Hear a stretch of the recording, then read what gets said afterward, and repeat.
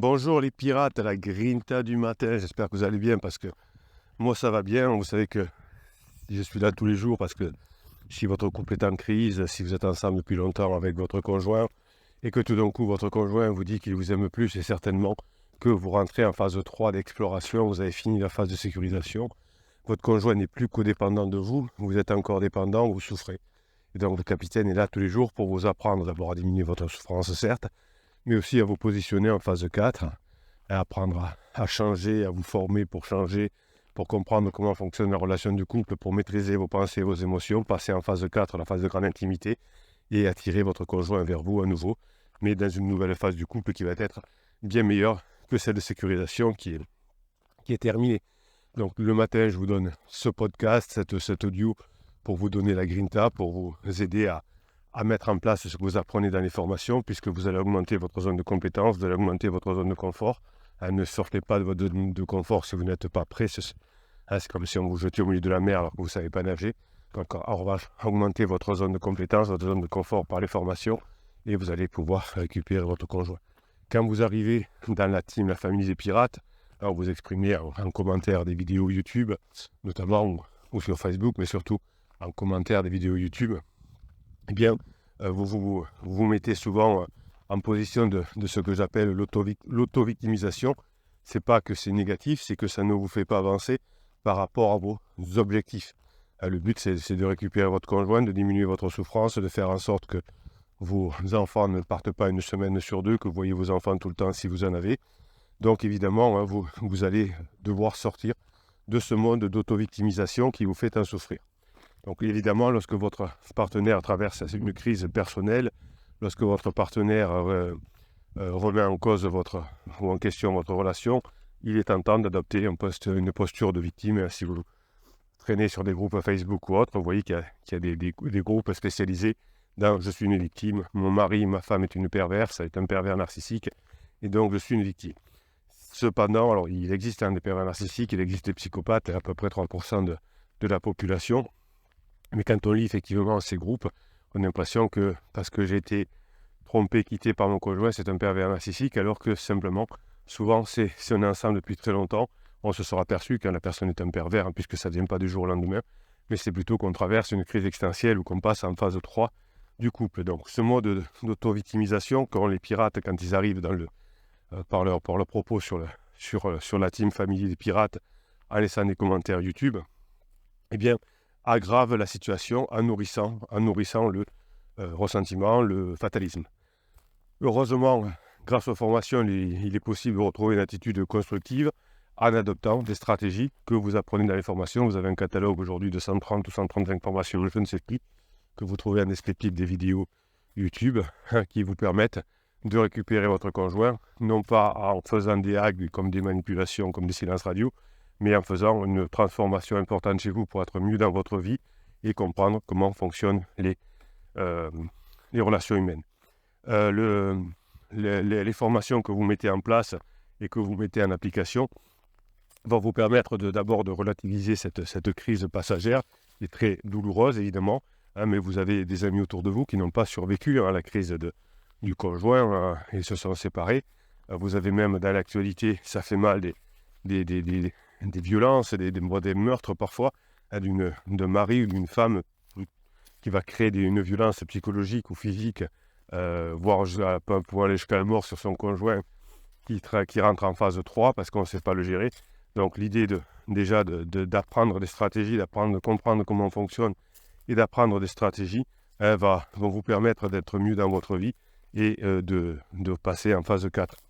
Les pirates et les milliers de pirates qui depuis 1999 ont récupéré leur conjoint ont compris que finalement les crises existentielles, mais les crises de vie en général, les crises de couple, ne sont pas faites pour mourir, mais ne sont faites pour s'améliorer. Donc la crise de couple, c'est fait pas pour que le couple se termine, mais pour que le couple s'améliore. Une crise existentielle, c'est pas fait pour mourir, c'est fait pour au contraire être mieux, être plus mature, mieux maîtriser ses pensées et ses émotions.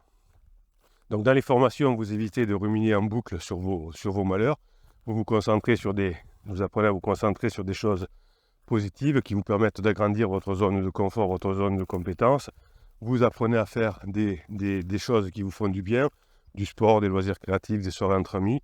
Vous apprenez à éduquer votre cerveau à créer sa propre dopamine, à augmenter sa force, à augmenter ses compétences. Donc, plutôt que de vous morfondre, plutôt que de vous plaindre, plutôt que d'être dans l'auto-victimisation, vous apprenez dans chacune des formations à avoir des stratégies de fonctionnement humain, de fonctionnement d'adulte, qui vous permettent de récupérer plus facilement votre couple et d'être évidemment beaucoup plus heureux.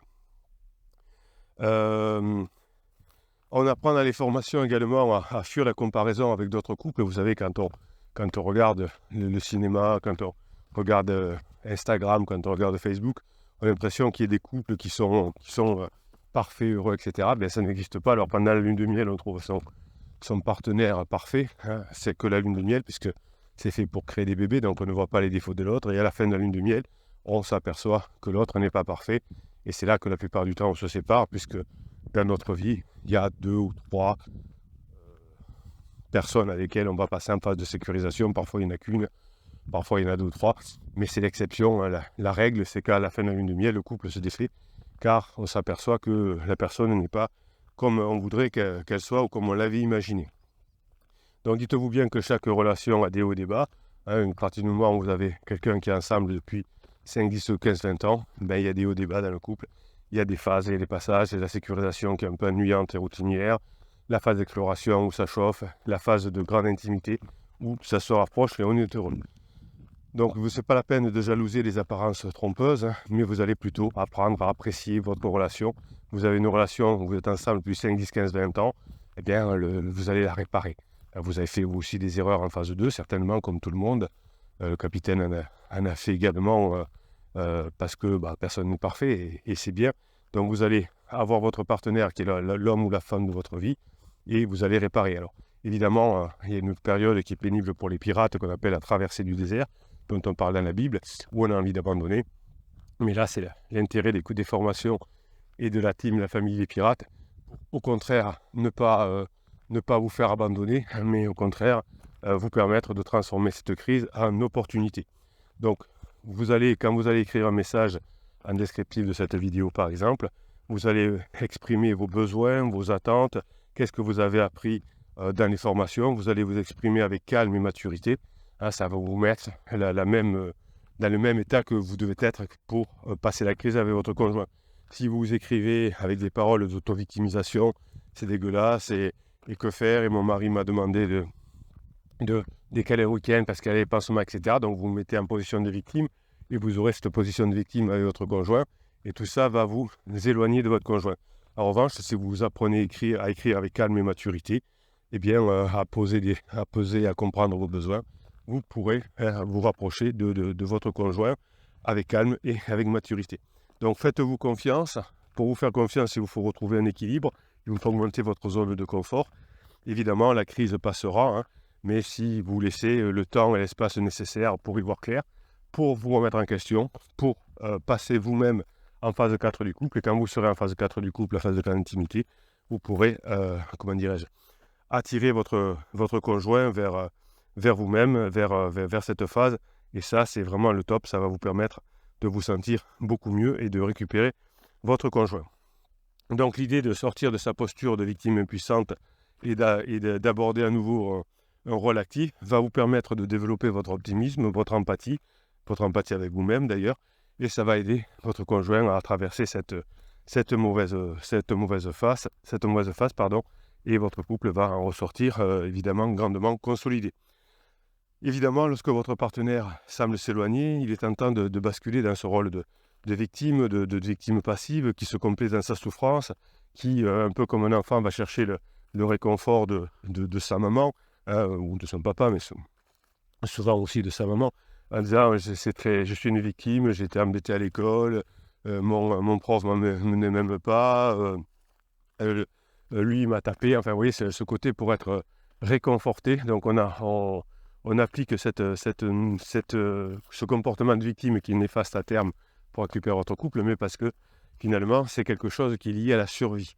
Et quand votre conjoint vous a dit qu'il ne vous aimait plus, etc., vous êtes passé dans un mode de survie qui vous a éloigné de votre conjoint au fur et à mesure. Donc, quand vous vous comportez en victimisation, c'est pour obtenir du réconfort. Votre conjoint qui est en crise existentielle a besoin de légèreté, a besoin de vous pour s'amuser, pour passer cette période difficile. Il n'a pas envie en plus de vous faire sortir de son rôle de victime, d'entendre que vous êtes une victime, qu'il est très méchant, etc. Donc quand vous adoptez un rôle de victime, quand vous arrivez sur le groupe en étant victime, sachez que vous vous éloignez de votre conjoint. Donc le fait au contraire d'écrire des choses où vous allez être calme, énergétique, déterminé, que vous allez montrer ce que vous apprenez, etc., va vous permettre d'avoir le bon comportement pour récupérer votre conjoint en crise. Donc cette quête finalement va vous permettre de montrer à votre conjoint que vous avez compris, que vous êtes déjà en phase 4, que vous lui permettez de passer des bons moments et vous allez sortir de cette victime malheureuse de la crise.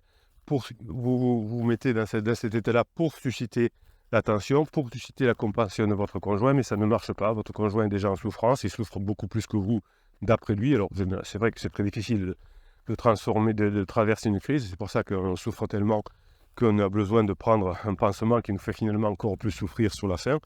Et au lieu finalement de chercher d'être en quête de soutien bienveillant, vous allez vous permettre de devenir beaucoup plus costaud, parce que quand vous cherchez cette quête de soutien bienveillant auprès de votre conjoint, vous aurez l'effet inverse, c'est-à-dire que votre conjoint va s'agacer de vos lamentations excessives, de vos reproches, et va vous suggérer plutôt que de geindre, d'agir.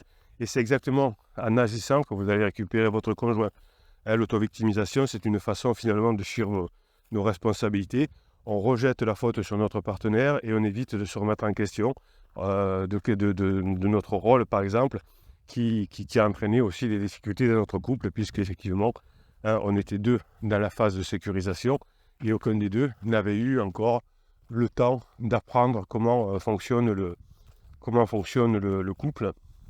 Et finalement, chaque membre du couple a une part de responsabilité, même minime, dans l'apparition d'une crise. Et l'idéal, c'est d'identifier en quoi vous pouvez vous aussi évoluer et améliorer votre relation. Le mode victime vous permet inconsciemment de saboter le couple afin de vous faire plaindre. Ah oui, mais regarde, il a été très méchant, il m'a trompé, il a pris un pansement, je suis une victime. Et vous allez, dans les formations, apprendre à vous sortir de cet apitoiement, puisque quand on ne s'apitoie, on ne fait rien pour arranger les choses, rien d'efficace en tout cas, et finalement, sans faire exprès, on va on va se rapprocher de la rupture.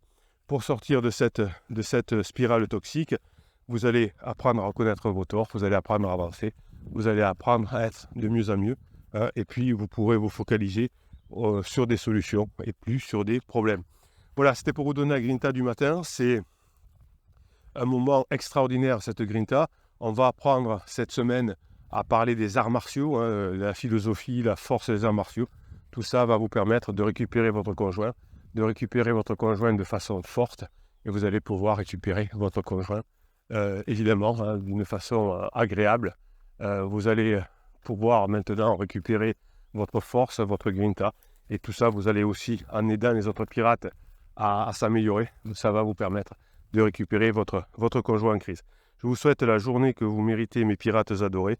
Continuez à récupérer votre conjoint, continuez à sortir de l'auto-victimisation, avancez. Le bonheur est devant vous, le bonheur est face à vous, vous n'avez plus qu'à le saisir. Je vous souhaite la journée que vous méritez, mes pirates adorés.